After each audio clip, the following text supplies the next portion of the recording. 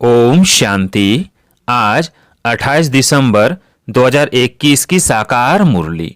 आज बाबा ने कहा, मीठे बच्चे प्रैक्टिस करो, मैं आत्मा हूँ, मैं आत्मा हूँ। शरीर का भान छोड़ दो, बस शिव बाबा को याद करते करते घर जाना है। प्रश्न, शिव बाबा को किन बच्चों पर बहुत बहुत तरस पड़ता है? उत्तर, जो बच्चे अपना वैल्यूबल समय व्यर्थ गंवा देते हैं, बाप का बनकर बाप की सर्विस नहीं करते, उन पर बाप को बहुत बहुत तरस पड़ता है। बाबा कहते, मेरे बच्चे बने हो तो फर्स्ट ग्रेड बनकर दिखाओ। ज्ञान रतन जो मिलते हैं उनका दान करो। गीत है, तकदीर जगाकर आई हूं। ओम शांति। जैसे बाबा ज्ञान का सागर है, बच्चों को भी सृष्टि के आदि मध्य अंत का ज्ञान समझाते रहते हैं और चित्रों के ऊपर भी अच्छी तरह समझाते रहते हैं।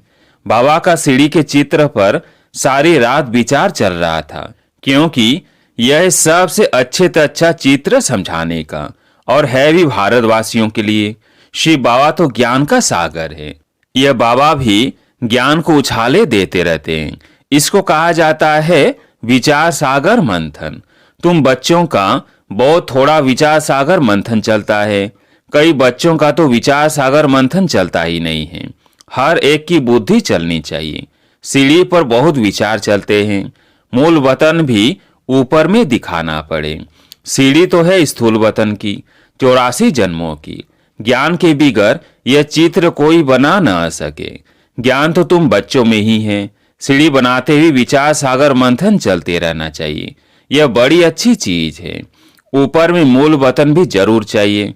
समझाया जाता है, आत्माएं मूल वतन में स्टार मिसल रहती है। मूल वतन के बाद है ब्रह्मा विष्णु शंकर पुरियां, जिसको सूक्ष्म वतन कहा जाता है। सीढ़ी में तो भारत का ही दिखाते हैं। भारत पावन था, अभी पतित है। अक्षर सब लिखने पड़ते हैं। बेचारे मनुष्य तो कुछ भी नहीं जानते। जो पूज्य थे वही पुजारी बने हैं, यह किसको भी पता नहीं है। तुम्हारे में भी नंबरवार हैं जो जानते हैं। राजधानी स्थापन हो रही है। कोई तो बहुत अच्छी रीति पुरुषार्थ करते हैं, मैं आत्मा हूँ, शरीर को जैसे भूल जाते हैं और कुछ दिखाई नहीं पड़ता, क्योंकि समझाया जाता है कि तुम अपने को आत्मा समझो। शरीर का भान टूट जाए, कहते हैं ना, आप मुए मर गई दुनिया। शिव बाबा को याद करते करते अपने घर जाना है। इस अवस्था को जमाने में ही मेहनत है। सीढ़ी पर भी समझाया जाता है कि भारत में आदि सनातन देवी देवता धर्म था तो सुख शांति पवित्रता थी। अभी मनुष्य दुखी हुए हैं तो घर को याद करते हैं। कोई को भी इस सीढ़ी के चित्र पर समझाना बहुत अच्छा है। सीढ़ी के आगे जाकर बैठ जाएं तो भी बुद्धि में रहे, हम भारतवासियों ने 84 जन्म लिए हैं, 84 जन्म सिद्ध करने हैं। फिर इस हिसाब से समझाया जाता है, जो आधा कल्प के बाद आते हैं उन्हों के जरूर कम जन्म होंगे। सारा दिन बुद्धि में यह ज्ञान टपकता रहे। सतयुग त्रेता में संपूर्ण निर्विकारी पूज्य थे, फिर विकारी पुजारी बने। विकारी बनने के कारण ही अपने को हिंदू कहलाते रहते हैं, और कोई ने अपना नाम नहीं बदला है, हिंदुओं ने ही बदला है। अभी तुम बच्चों को यह ज्ञान मिलता है। ज्ञान सागर बाबा तुमको नया ज्ञान दे रहे हैं। सीढ़ी के चित्र पर बहुत बच्चों को ध्यान देना है। सिर्फ कोई चित्र के सामने आकर बैठ जाए तो भी बुद्धि में सब कुछ आ जाएगा। सारी रात बुद्धि चलती रहे। 84 का चक्र कैसे समझाया जाए? आधा कल्प है रावण राज्य। बाद में जो आने वाले हैं वो ये ज्ञान उठाएंगे ही नहीं। सतयुग त्रेता में आने वाले ही उठाएंगे। जिनको सतयुग त्रेता में आना ही नहीं है वो यह ज्ञान उठाएंगे भी नहीं। अभी तो भारत की कितनी संख्या है। सतयुग त्रेता में होता है एक बच्चा एक बच्ची। पिछाड़ी में थोड़ी गड़बड़ होती है, परंतु विकार की बात नहीं। रावण राज्य होता ही है द्वापर में, परंतु त्रेता में 2 कला कम हो जाने से कुछ न कुछ प्यूरिटी कम हो जाती है। रावण राज्य और राम राज्य को भी कोई समझते नहीं है। राजाई पद पाने वाले अच्छा पढ़ेंगे, शौक चाहिए कोई का कल्याण करने का, परंतु तकदीर में नहीं है तो तदबीर ही नहीं करते हैं। धारणा करते जाए तो सर्विस पर भी बाबा भेज दे। जिनको सर्विस का शौक है वो तो दिन रात सर्विस करते हैं। सीढ़ी के राज को कोई समझ जाए तो खुशी का पारा चढ़ जाए। बाबा ज्ञान का सागर है, हम बच्चे नदियां हैं, तो वो शो दिखाना है। दिन प्रतिदिन वृद्धि होती जाएगी। राजाई तो स्थापन होनी ही है। सीढ़ी में भी दिखाया है सतयुग श्रेष्ठचारी पावन भारत, वही अब पतित भ्रष्टाचारी दुर्गति को पाया हुआ भारत है। सब दुर्गति को पाए हुए हैं, तब तो बाबा आकर सदगति करते हैं। इसमें भल कोई आत्मा अच्छी व बुरी भी होती है। रिलीजियस आदमी इतना पाप कर्म नहीं करते हैं, वैसे आदि बहुत पाप कर्म करती है। यह वैशालय और सतयुग है शिवालय। उनकी स्थापना शिव बाबा करते हैं। उनको कृष्णपुरी भी कहते हैं, अर्थात कृष्णालय कहे, परंतु स्थापना तो शिव बाबा करते हैं ना। यह सीढ़ी का चित्र भी जरूरी है, इस पर तो बहुत ध्यान देना चाहिए। सीढ़ी को देखने से सारा 84 का चक्र बुद्धि में आ जाता है, परंतु अंदर बड़ा शुद्ध होना चाहिए। शिव बाबा से योग हो तब नशा चढ़े और पद भी पा सके। ऐसे नहीं कहना चाहिए कि जो मिलेगा तकदीर में जो होगा। सर्विस का शौक रखना चाहिए। शरीर पर तो भरोसा नहीं है, आगे चलकर कैलेमिटीज भी जोर से आती रहेंगी, फिर खाली हाथ जाएंगे। अर्थक्वेक में लाखों मनुष्य मर पड़ते हैं, तो डर रहना चाहिए। योग की यात्रा से हम शतो प्रधान बन जाए, फिर औरों को भी बनाना है। धन दिए धन न खूटे, मेहनत करनी है। बाप तो समझाते रहते हैं, तुमको 21 जन्मों के लिए अपने पांव पर खड़ा रहना है, इसलिए अच्छी रीति पुरुषार्थ करते रहो। पुरुषार्थ का समय ही अभी है। दुनिया में किसको पता नहीं है कि 21 जन्मों के लिए राजाई कैसे मिलती है। तुम इस सीढ़ी पर बहुत अच्छी रीति समझा सकेंगे। 84 जन्म कैसे हैं, ऊपर में लिखा हुआ भी है। शिव ओम भगवानुवाच। निराकार पतित पावन ज्ञान का सागर समझा रहे हैं।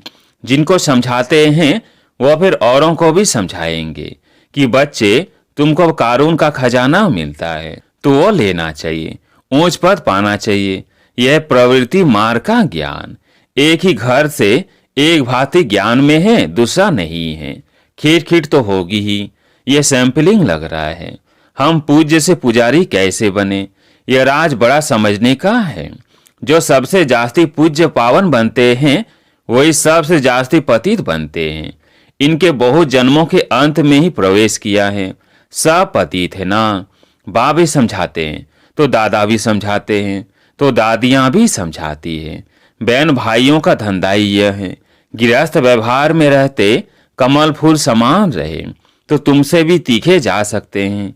जो कांटों के जंगल में रहते सर्विस करते हैं उनको फल जास्ती मिलता है। गृहस्थ व्यवहार में रहते सर्विस बहुत अच्छी करते हैं, उनको सर्विस में बड़ा मजा आएगा। शिव बाबा भी मदद तो करेंगे ना। कहेंगे, अच्छा सर्विस छोड़कर फलानी जगह जाओ। जैसे देखो निमंत्रण मिलते हैं प्रोजेक्टर शो के लिए, 4 से 5 मुख्य चित्र भी ले जाओ, वहाँ सर्विस करके आओ। सर्विस के जो शौकीन होंगे कहेंगे हम जाकर समझाते हैं। वहाँ सेंटर भी खुल सकता है, निमंत्रण तो बहुत मिल सकते हैं। सर्विस वृद्धि को पाती रहेगी। बाप गायन तो करेंगे ना, यह बच्चा बहुत अच्छी सर्विस करने वाला है। कोई तो सर्विस से 3 कोस दूर भागते हैं। सर्विस का शौक रखने से मदद भी मिलती है। जितना बाप की सर्विस करेंगे उतना ताकत मिलेगी, आयु भी बढ़ेगी, खुशी का पारा चढ़ेगा, नामी ग्रामी भी होंगे। अपने कुल में पुरुषार्थ से इतना ऊंच बन सकते हो तो इतना पुरुषार्थ करना चाहिए। चलन से ही मालूम पड़ जाता है किसको सर्विस का शौक हो। रात दिन अपनी कमाई का चिंतन रखना पड़े, बहुत भारी कमाई है। बाबा को भी कब कब ख्याल आता है, जाकर बच्चों को रिफ्रेश करें, बहुत खुशी होगी। बाबा को तो सर्विसुल बच्चे ही याद पड़ते हैं। अमृत वेले विचार सागर मंथन का डांस अच्छा चलता है। जिसका जो धंधा उसी में लगे रहते हैं। सवेरे में विचार सागर मंथन चलता है। बच्चों को भी पहले तो मुरली अच्छी तरह धारण करनी पड़े, रिवाज करें, तब फिर आकर मुरली चलाए। आगे बाबा रात को 2 बजे उठकर लिखते थे, फिर सवेरे मम्मा मुरली पढ़कर फिर चलाती थी। भर मुरली हाथ में न भी लेवे तो भी अच्छी चला सकते हैं। जिन जिन बच्चों को मुरली पढ़ने और उस पर चिंतन करने का शौक है वह सर्विस करते रहेंगे। मुरली पढ़ने से जाग पड़ेंगे। यह मुरली छपने का काम तो बहुत जोर से चलेगा। टेप का भी काम बहुत बढ़ जाएगा। मुरली विलायत तक भी जाएगी। कोई की बुद्धि में बैठ जाए तो एकदम नशा चढ़ जाएगा। उठते बैठते 84 का चक्र बुद्धि में फिरता रहेगा। कोई की बुद्धि में तो कुछ भी नहीं बैठता है, खुशी का पारा नहीं चढ़ता है। तुम्हारा तो सारा दिन धंधा ही यह रहना चाहिए, यह ऊंचे तो ऊंचा धंधा। बाबा को व्यापारी भी कहा जाता है ना। यह अविनाशी ज्ञान रत्नों का व्यापार कोई बिरला करे। सारा दिन बुद्धि में यही फिरता रहना चाहिए और खुशी में मस्त रहना चाहिए। यह खुशी है सारी अंदर की। आत्मा को खुशी होती है, ओहो हमको बाबा मिल गया है। बेहद के बाप ने 84 जन्मों की कहानी सुनाई है। बच्चे बाप का, टीचर का शुक्रिया मानेंगे ना। स्टूडेंट टीचर द्वारा पास होते हैं तो फिर टीचर को सौगात भी भेज देते हैं। तुम बच्चे जानते हो बाबा हमको ऊंच पढ़ाई पढ़ाते हैं जिससे हम विश्व के मालिक बन जाते हैं। यह पढ़ाई है बहुत सहज, परंतु पूरा ध्यान नहीं देते हैं। फर्स्ट क्लास नॉलेज है। इनको समझने से कारून का खजाना मिलता है। भविष्य में कमाल है ना। हर एक बच्चा समझ सकता है हम किस ग्रेड में हैं। सारा मदार है सर्विस पर। बाबा तो कहेंगे 3rd ग्रेड से निकल 1st ग्रेड में आ जाओ, तब कुछ पद पा सकेंगे। 21 जन्मों की रिजल्ट निकल जाती है। बाबा को तो तरस पड़ता है, व्यर्थ समय गंवाते हैं। बाबा समझाते हैं ड्रामा प्लेन अनुसार मुझे आना पड़ता है सदगति देने के लिए। यह है ही दुर्गति की दुनिया।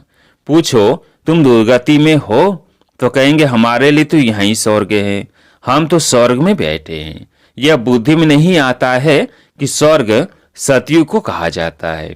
बड़े बड़े पंडित विद्वान हैं, किसकी भी बुद्धि में नहीं आता है कि यह तो पुरानी आयरन एजेड दुनिया है। बड़े घमंड से बैठे हैं। कितना भक्ति मार का जोर है। भक्ति का तो बहुत पंप है। कुंभ के मेले पर लाखों मनुष्य जाते हैं। यह अंतिम पंप। माया इस तरफ आने नहीं देती है। चूहे मिसल फूंक देती है, सारा खून चूस लेती है।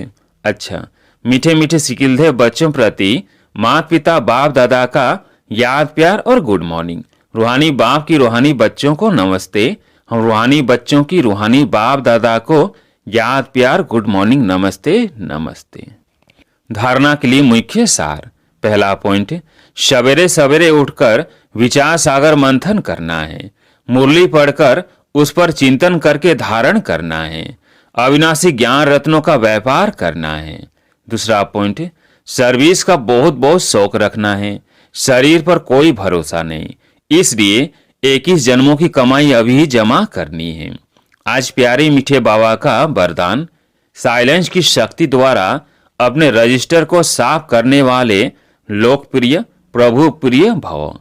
साइलेंस की शक्ति द्वारा अपने रजिस्टर को साफ करने वाले लोकप्रिय प्रभु प्रिय भव। जैसे साइंस ने ऐसी इन्वेंशन की है जो लिखा हुआ सब मिट जाए, मालूम न पड़े, ऐसे आप साइलेंस की शक्ति से अपने रजिस्टर को साफ करो तो प्रभु प्रिय व दैवी लोकप्रिय बन जाएंगे। सच्चाई सफाई को सभी पसंद करते हैं, इसलिए एक दिन के किए हुए व्यर्थ संकल्प व व्यर्थ कर्म की दूसरे दिन लीक भी न रहे। बीती को बीती कर फुल स्टॉप लगा दो तो रजिस्टर साफ रहेगा और साहिब राजी हो जाएगा। स्लोगन, व्यर्थ संकल्प करना व दूसरों के व्यर्थ संकल्प चलाने के निमित्त बनना, यह भी अपवित्रता है। व्यर्थ संकल्प करना व दूसरों के व्यर्थ संकल्प चलाने के निमित्त बनना, यह भी अपवित्रता है। अच्छा, ओम शांति।